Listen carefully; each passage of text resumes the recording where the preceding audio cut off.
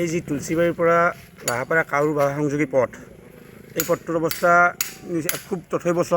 স্কুলীয়া ল'ৰা ছোৱালী আহিব নোৱাৰে, একাঠু পানী জমা হয় ইয়াত। সম্পূৰ্ণভাৱে ক্ৰাছাৰ আৰু ইটা ভাটাসমূহে যি তেওঁলোকৰ গাড়ীসমূহ নি পেলাই এই ৰাস্তাটোৰ এনেকুৱা অৱস্থা কৰিছে আজিৰ তাৰিখত। কিন্তু তেখেতসকলে কোনো ধৰণৰ দায়বদ্ধতা নাই। এই ৰাস্তাটো যে অলপ ৰিপেয়াৰিং কৰিব লাগে, কিবা যে অলপ ব্যৱস্থা কৰি দিব লাগে, সেইখিনি দায়বদ্ধতা নাই। মেডিকেলত মানুহ যাব নোৱাৰে ইয়াৰ পৰা। আপুনি চাওক, খোজকাঢ়ি দেখুৱাওক, আপুনি যদি হেৰি কয়, খোজকাঢ়ি মানুহ যাব পৰা কণ্ডিশ্যন কোনো ধৰণে নাই। আজি ইয়াতে ৰত্নেশ্বৰ কলিতাই তেওঁ ৰিপেয়াৰিং কৰিছে, তেওঁ যিহেতু মেম্বাৰ, তেওঁৰ দায়িত্বখিনি কৰিছে তেওঁ। কিন্তু আজি আমি বিভাগীয় কৰ্তৃপক্ষক দাবী জনাইছোঁ, অনতিবিলম্বে এই ৰাস্তাটোৰ মেৰামতি কৰি ইয়াতে উচিত ব্যৱস্থা গ্ৰহণ কৰক। মানে ইয়াতে এম্বুলেঞ্চ যাবই নোৱাৰে, আগত ব্লক আছে, ব্লক কৰি দিছে। ৰাস্তাটো খুবেই বেয়া, এইফালে যাব নোৱাৰে। এইটো আমাৰ তুলসীবাৰীৰ পৰা লাহাপাৰা যোৱা ৰাস্তা, ধুনীয়া ৰাস্তা আছিল আৰু বহুত মানুহ ইয়াতে স্কুল কলেজত ল'ৰা ছোৱালীবিলাক আহে। কিন্তু কথাটো এইখিনি ঠাই ইমান বেয়া, মানে কোনো মানুহ আহিব নোৱাৰে। সৰু ল'ৰা ছোৱালী জিকি আহে, জোতা চেণ্ডেল এইবিলাক চব বেয়া হৈ যায়, তেনেকুৱা এটা কণ্ডিশ্যন।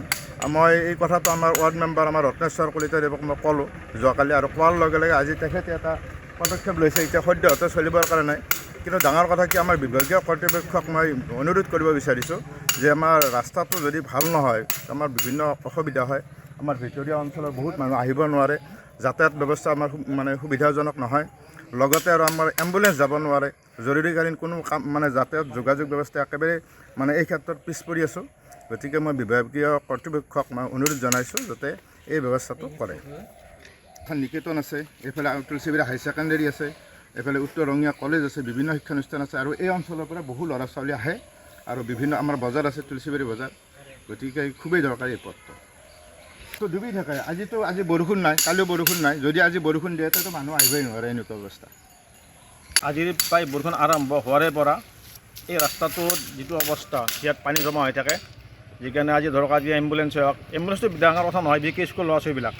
ইয়াত তুলসীবাৰী হাই ছেকেণ্ডেৰী স্কুল আছে, শংকৰী ছেকেণ্ডেৰীখন আছে, বাচ্ছাবিলাকে জোতা পিন্ধি আহে, তেওঁলোকক মাক বাপেকে নোহোৱাকৈ আহিব নোৱাৰে।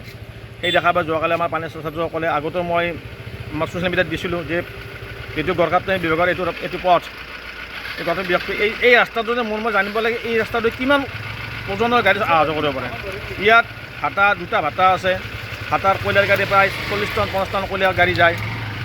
ইয়াত ডাম্পাৰ চলে, ইয়াতে কেঁচাৰ মিল আছে, এই ডাম্পাৰ চলে। গতিকে মই এটা বিচাৰোঁ বিভাগীয় কৰ্তৃপক্ষই ইয়াত এখন ফলক মাৰক, এইটো ৰাস্তাতে কিমান ওজনৰ গাড়ী অহা যোৱা কৰিব পাৰে। নহ'লে এই ৰাস্তাটো আজি ধৰক মই নিজৰ গাঁঠিৰ ধনেৰে অকণমান ভাটা বা ৰাবি চানি পেলাই লেবাৰ লগাই কামটো কৰি দি আছোঁ, একমাত্ৰ স্কুল ল'ৰা ছোৱালী অহা যোৱা সুবিধাৰ কাৰণে। কিন্তু ইয়াৰ পাছত আকৌ ইয়াত ভাটাৰ গাড়ী যাব, কেঁচাৰৰ ডাম্পাৰ যাব, গতিকে ৰাস্তাটো আকৌ দাবি যাব। গতিকে মই বিভাগীয় কৰ্তৃপক্ষক বিভাগক অনুৰোধ জনাইছোঁ আপোনালোকৰ এই ছ'চিয়েল মিডিয়াৰ যোগে, যে অতি সোনকালে এই ৰাস্তাটোৰ কি বিহিত ব্যৱস্থা লয়, আৰু লগতে এই ৰাস্তাটোত কিমান ওজনৰ গাড়ী অহা যোৱা কৰিব পাৰে, সেইখিনি ইয়াত যাতে এখন ফলক মাৰি থয়, সেইখিনি অনুৰোধ জনাইছোঁ। যিকোনো খবৰৰ বাবে যোগাযোগ কৰক 9181 307 221 আমাৰ এই নম্বৰত।